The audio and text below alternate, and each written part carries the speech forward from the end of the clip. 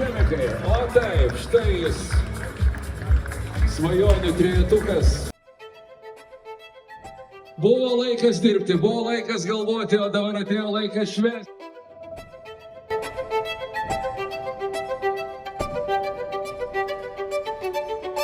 O pati pirmą kartą tokioj parodoj dalyvaujate, ar tam žemės ūkį ir sukatės? Parodoj tai ne pirmą kartą dalyvauju, tokiame įvykiame. Problemą noriu labiausiai pasaulyje išspręsti.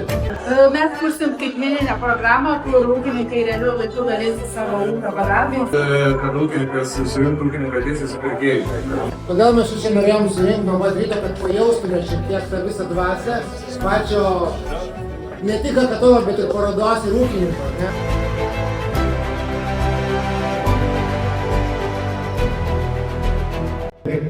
Kuris yra naujokas, jūs galite ieškoti. Tame yra labai daug erdvės.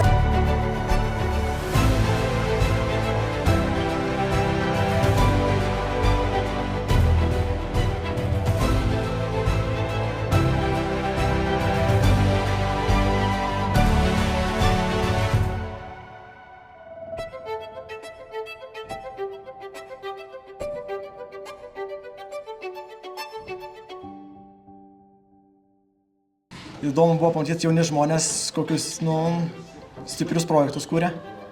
Ir susidūriau ir edukaciją žmonės organizuoja žemės ūkio su appsais, ir kiti su dirbtiniu intelektu, ir su prognozėm, rišimo žemėlapiais, visokiais dronai.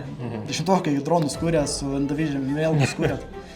Super. Jauni žmonės daro stebuklus.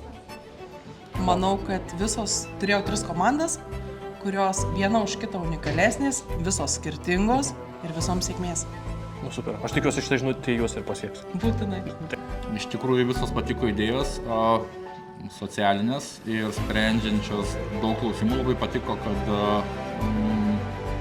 žiūrima į jaunus žmonės, žiūrima į žemės ūkio įvaizdžio pakelimą, į edukaciją apie žemės ūkį. Ir iš tikrųjų labai smarkiai nudžiugino jaunų žmonių požiūris ir noras iš tikrųjų daryti ir keisti ir daryti pokyčius. Tai aš labai džiaugiuosi, labai patenkintas.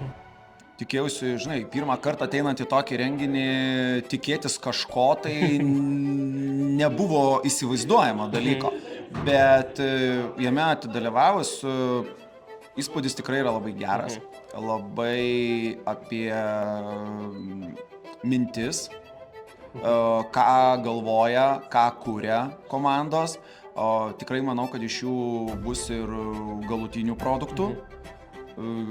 Inovacijos tikrai įdomios. Tai dalyvauju mentorystėje tokioje pirmą kartą, tai buvo labai smagi ir įdomi patirtis. Sužinojau naujų dalykų, sužinojau, kuo gyvena, kuo kvėpuoja ir kokios idėjos sukasi galvoj tų jaunų žmonių. Tai buvo labai super. Daugiau tokių renginių. Gerai, ačiū Jums labai.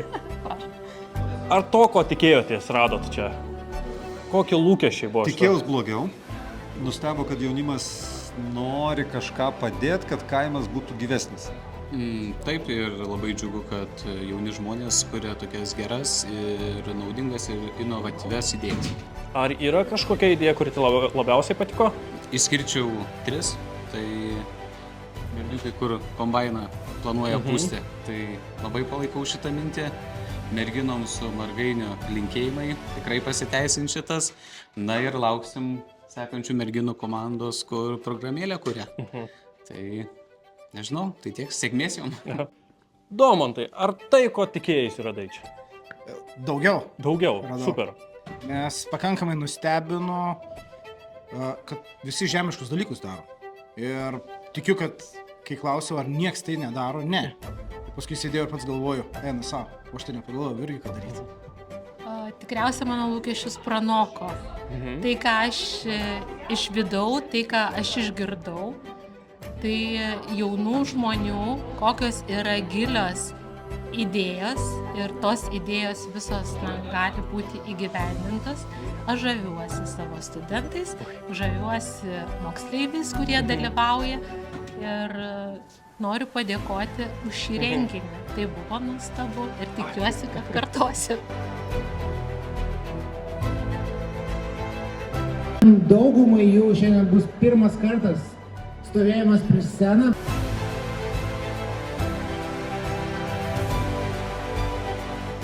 Kolegos gal kažkiek abejoja, bet aš nuo pat pradžių buvau užtikrintas savo idėją. Lūkesčiai buvo labai dideli, bet kai pamatėm, kad kitos komandos investicijos reikalauja tik 5 000 ar mažiau, o pas mus tas skaičius 1,2 milijono, tai labai nuliūdino. Bet pamatėm, kad tiem investuotojams labiau gal patiko tokis didesnis pelnas, nei kad mažesnis. Aišku, ta pradžia neaišku buvo, kaip čia kas vyks, o daugiau, kai su mentoriais pasikalbėjom, kaip tas idėjas plėtoti ir visą kitą. Tai žodžiu, idėja, kuri buvo, tai ta pati ir liko. Ir viskas gerai. Jokių bangavimų. Iš pradžių taip viskas atrodė labai įsigilinom iš inžinerinės pusės. Tai pradėjom spręsti tas pačias smulkmenas, tokias, kur jau ten visiškai kokie ten ir purkštukai bus ir viskas jau ten iki detalių, o paskui, kai mentoriai keitės ir tada atradom tokių dalykų, kad reikia ir investicinės pusės galvoti ir taip viskas labai išsiplėtė. Tai reikia iš tikrųjų taip su ta pagrindinė idėja galbūt negalvoti taip smulkiai tas detalės, o tiesiog bandyti apie bendrus dalykus ir taip judėti tada į priekį toliau. Skamba kaip palinkėjimas kitom komandom. Kitom komandom dar norėčiau pasakyti. Iš pradžių mes prieš sugalvojant dalyvauti labai paskatino dėstytojai ir mes labai skeptiškai žiūrėjom ir labai bijojom, galvojom, čia labai rimta, labai, kaip pasakyti, mes labai bijojom, kaip išjuokti būtų ar kažkas tokio, labai išsigandom. Bet jo, ir galvojom, kad gal negera idėja, bet čia tikrai reikia nebijoti ir tikrai, nes labai smagu ir tikrai nieko baisaus, tik tai svarbu pasitikėti savimi. Pradžioje atrodė toksai, atrodo paprasta ta idėja, turi tą idėją, bet tai kaip ją realizuoti ir panašiai. Tai todėl mes jau iš karto ėmėmės gaminti tam tikrą prototipą, pasižiūrėti, koks funkcionalumas būtų pats pirminis. Tada jau gryninom visus kitus elementus su kolegom. Tai tas pirmas hekatonas, kuriame dalyvavo didžioji dalis kolegų, tai buvo labai smagu pamatyti, kaip dirba komandiškai. Labai greit susibendravom, kadangi kiekvienas iš skirtingų sričių, kas IT, kas Gvidas, pavyzdžiui, ir ūkio sektoriui jau dirba, ir aš ūkio sektoriui užaugęs, tai būtent tai ir davė tą mintį pabandyti sudėlioti kartu tos būtent faktorius vien.